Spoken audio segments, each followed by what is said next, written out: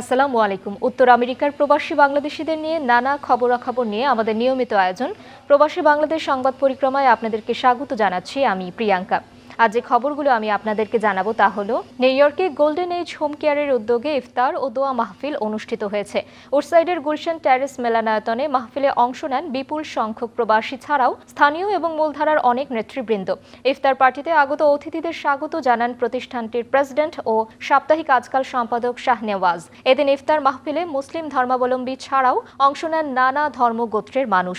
ইফতারের আগে প্রাত্যহিক জীবন ও রমজানে মুসলিমদের করণীয়ের ওপর বিশেষ আলোচনা এবং উম্মার শান্তি কামনায় দোয়া ও মোনাজাত পরিচালনা করা হয়। New York Bangladeshi American Lions ক্লাবের ইফতার পার্টি উডসাইডের একটি পার্টি হলে অনুষ্ঠিত হয়েছে। এদিন অনুষ্ঠানে মূলধারা এবং কমিউনিটির সর্বস্তরের নেতৃস্থানীয় ব্যক্তিরা উপস্থিত ছিলেন।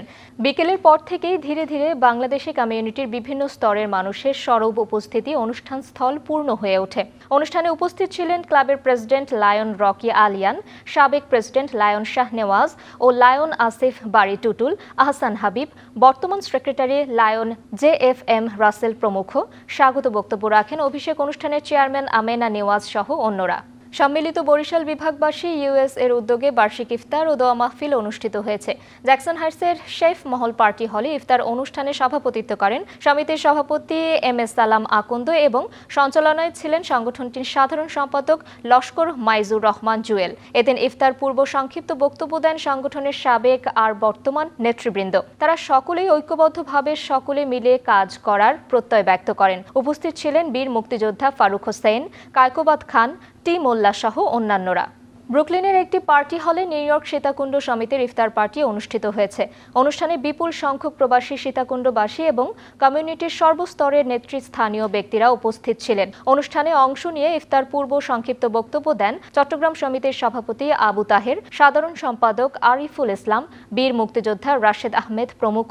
ইফতার মাহফিলে সংগঠনের সভাপতি ওমর ফারুক আগত সকলের নিকট কৃতজ্ঞতা প্রকাশ করেন। নিউ জার্সি রাজ্যের আটলান্টিক সিটিতে গৌর পূর্ণিমা উদযাপন উপলক্ষে ধর্মসভা ও হোলি উৎসব অনুষ্ঠিত হয়েছে।